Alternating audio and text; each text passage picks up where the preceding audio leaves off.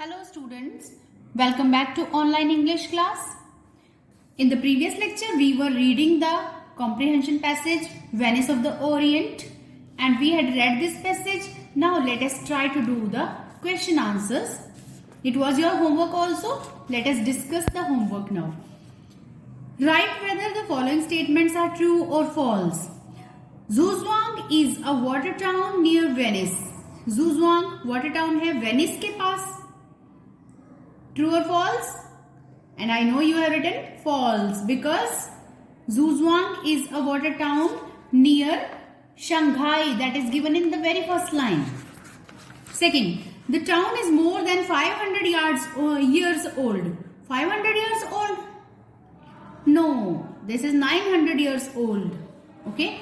Next, cars are the only means of transport in Zuzwang. Cars हैं means of transport? No, this is also false. There are no cars. The only transport system is gondola or rickshaw. So this is also false. Zuzwang became famous in the 1980s. Yes, this is correct. 1980s में famous हुआ. Next one, fill in the blanks. Zuzwang and Venice are similar because both of the towns have, दोनों में क्या है? This line, a network of canals crisscross the town. Okay, a network of canals. Next, dash are the only means of transportation. Transport के only means क्या है? Gondola and rickshaw लिखा हुआ है ना, तो आपने S लगा देना. Gondolas and rickshaws. Gondolas and rickshaws are the only means of transportation. Next, three things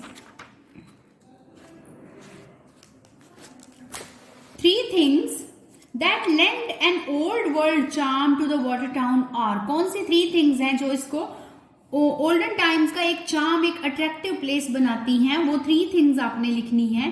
तो क्या क्या है यहाँ? 3 से ज्यादा है इसमें, but 3 things main क्या है? These are given here. The traditional architecture with arched gateways. आप ये सिर्फ इतना भी लिख सकते हो, arched gateways, tea rooms and typical upturned eaves. और एक इसमें है ancient stone bridges. ये 4 things given है, तो कोई सी 3 आप इसमें लिख सकते हो. Next, tourists from the water town for, किस लिए आते हैं tourist water town में? From the water town for a glimpse of the past. Next, another attraction of the town, कुंकू ओपेरा originated during. कुंकू ओपेरा किसके शासनकाल में ओरिजिनेट हुआ, शुरू हुआ था? कुंकू opera in the Ming dynasty. And the last one, tea culture is another facet of the town, charming facet of the town, because it is characterized by age-old rituals. So these are the fill-ups. Now come to the next part of the worksheet, test assignment, और हम करेंगे section C grammar. Read the following paragraph carefully and fill in the blanks. Fill in each blank with suitable words. इस तरह का आपके exam style exercise है, exam में भी आते हैं ये, तो एग्जाम के तरह से ही प्रिपेयर कर लेना है इसको. English is dash most widely read language in the world. तो क्या वर्ड आना चाहिए? English is dash most widely read language in the world. Most है superlative degree. The English is the most widely read language in the world. 1 in every 7 human beings dash speak it.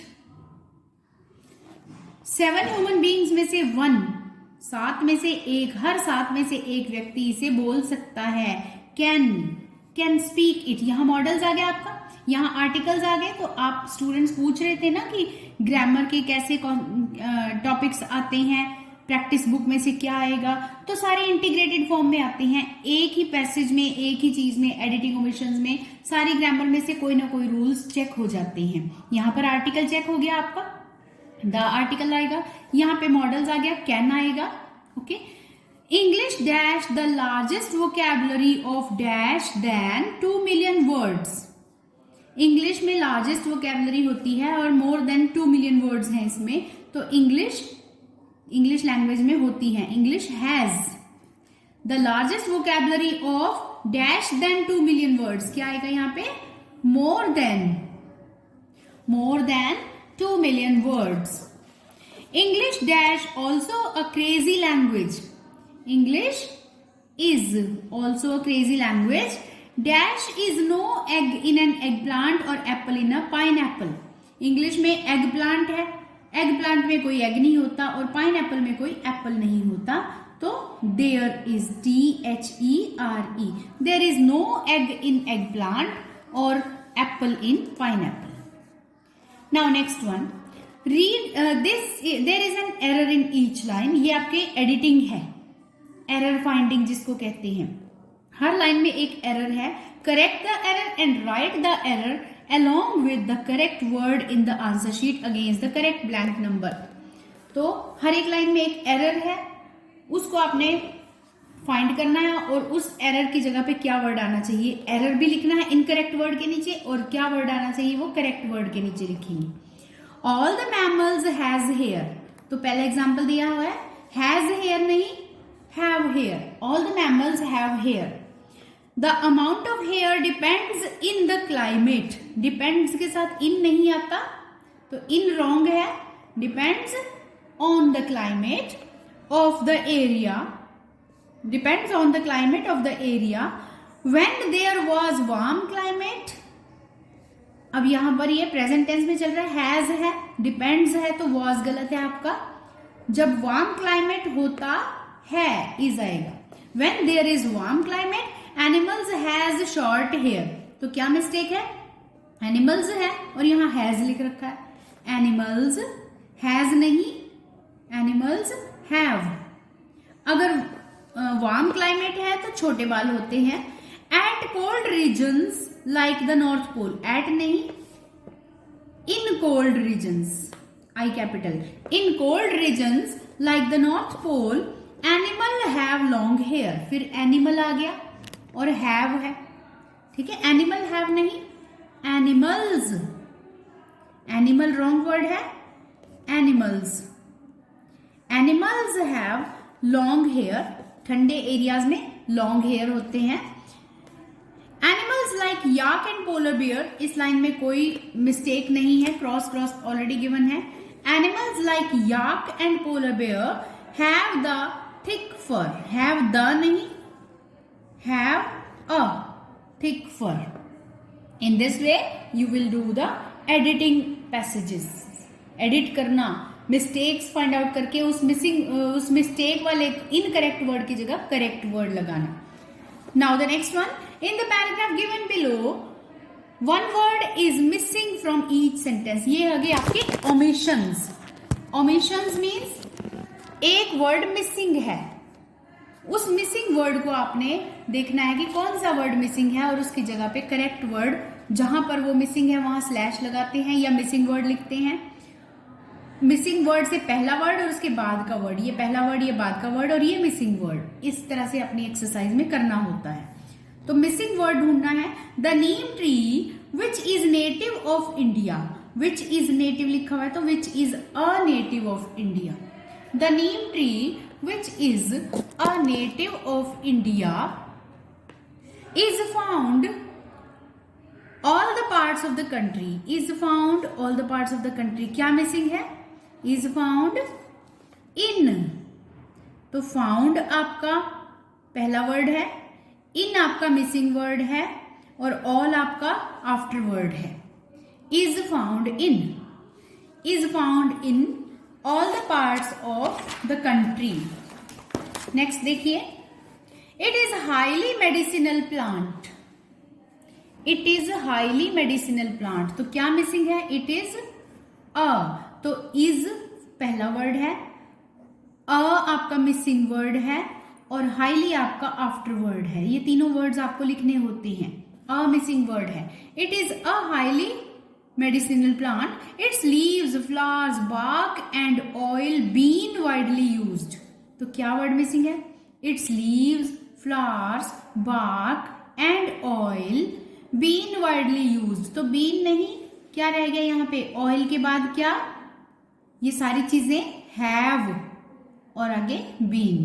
Have been widely used at home remedies, widely used the home remedies, क्या word missing है? फिर से देखिए, its leaves, flowers, bark and oil have been widely used the home remedies. क्या missing है? Used के बाद used in the, in missing है. Used in the home remedies right from ancient times. The neem twig. Right from के बाद क्या missing है? Right from the ancient times. The word missing है. Right from the ancient times. The neem twig an excellent toothbrush. The neem twig यहां पर is an, तो twig पिछली line में आ गया. Twig is an, the neem twig is an excellent toothbrush. ठीक है? Now, next question is rearrange the following sentences to make meaningful sentences. Rearrange करना है.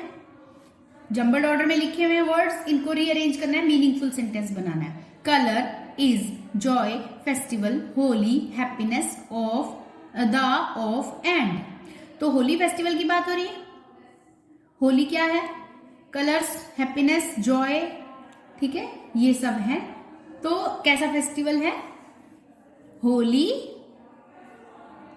Is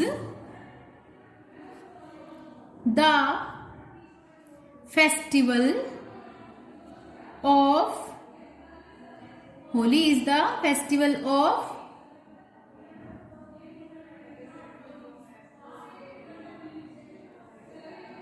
yes, joy, color and happiness. and भी given है. joy, color and happiness. ठीक है. Holi is the festival of joy, happiness and colors, या joy, color and happiness. और कोई तरीका देखिए इसको बनाने का. Colour of joy, the Holi festival,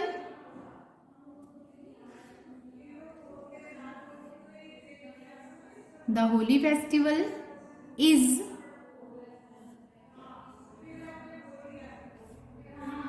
no. तो कैसे बनेगा? Holi is the festival of joy, colour and happiness. Colour, joy and happiness. तो कलर, जॉय और हैप्पीनेस को आप सीक्वेंस चेंज कर सकते हो, कोई प्रॉब्लम नहीं है. Colour, joy and happiness, Joy, colour and happiness, happiness, colour and Joy. जो भी हैप्पीनेस लास्ट में ही रखें तो ज्यादा बेटर होगा. ठीक है. Next word, spring, it, new year, of, rebirth, heralds the arrival and the, of, the. तो इसमें द 3 बार यूज हुआ है. ठीक है. द और द. तो हेराल्ड होता है कमिंग, आगमन, आना. ठीक है. रीबर्थ, पुनर्जन्म. अराइवल का मतलब भी आना. हेराल्ड का मतलब होता है अनाउंस करना. ठीक है. अनाउंस करना, किसी के आगमन को अनाउंस करना. तो क्या करता है ये? It heralds. क्या हेराल्ड करता है? It heralds the arrival of the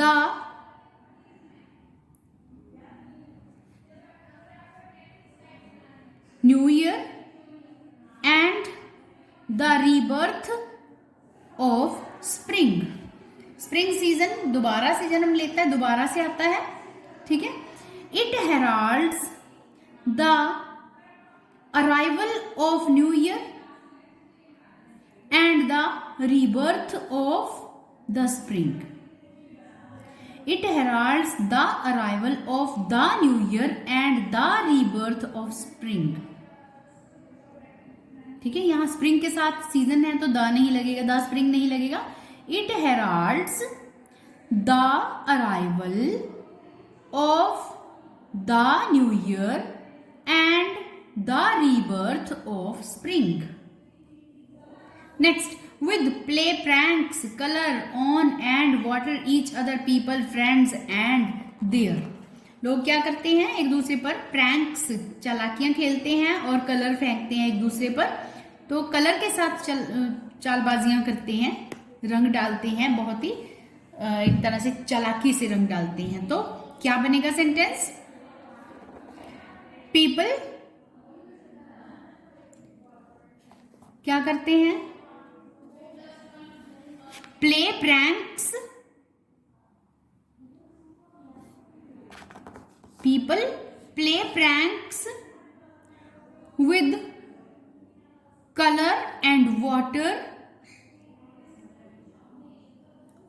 on each other and their friends। या आप कैसे लिख सकते हो? people play pranks on each other and their friends with color and water। Pranks play करते हैं, चालाकियां खेलते हैं अपने एक दूसरे पर और अपने फ्रेंड्स पर। किस चीज के साथ? With colour and water. Colour and water last में आप ला सकते हैं। People play pranks on each other and their friends with colour and water. Last one, एक और तरीका जिसमें आपके एग्जाम में क्वेश्चंस पूछे जा सकते हैं, चेंज एज डायरेक्टेड, या फिर इस क्वेश्चन का नाम हो सकता है डू एज डायरेक्टेड। जैसे कहा गया है वैसे करें, जो डायरेक्शंस दी गई हैं यहाँ पे वैसे आपने करना है। इस सेंटेंस का क्या करना है? चेंज करना है इनटू प्रेजेंट परफेक्ट कंटिन्यूअस, दूसरे को इनटू पास्ट कंटिन्यूअस और तीसरे को इनटू पास्ट इंडेफिनिट। चेंज करना है सेंटेंसेस को। फर्स्ट सेंटेंस देखिए, Ravi gives us nice presents। Ravi gives us nice presents, इसको हमने चेंज करना है present perfect continuous. Present perfect continuous होता है प्रेजेंट का लास्ट पार्ट, जिसमें क्या यूज होता है? हैज या have, been, first form ing। ठीक है, तो ये यूज होता है। तो इसमें क्या रवि हैज लगेगा उसके साथ, रवि हैज बीन, गिव के साथ ing आ जाएगा, Ravi has been giving us nice presents. Ravi has been giving us nice presents. Next one, you have sung a nice song, इसको पास्ट कंटिन्यूअस में चेंज करना है। यू हैव संग जो है ना परफेक्ट था, पास्ट परफेक्ट था, तो यू हैव संग की जगह पे हमने पास्ट कंटिन्यूअस बनाना है, जिसमें लगता है वॉज या वर, फर्स्ट फॉर्म और ing। तो यू वर संग की first form ing singing, you were singing a nice song. और लास्ट देखिए, चिल्ड्रन गो टू स्कूल, इसको हमने पास्ट इंडेफिनिट में चेंज करना है। ये सिंपल प्रेजेंट है, इसको सिंपल पास्ट में करना है change. Children go to school, तो गो सिंपल पास्ट में क्या आ जाता है? प्रेजेंट इंडेफिनिट में सेकेंड फॉर्म आ जाती है। गो की सेकेंड फॉर्म होती है went. Children went to school। In this way, you will be able to do this type of exercises, grammar exercises. Thank you for watching the video.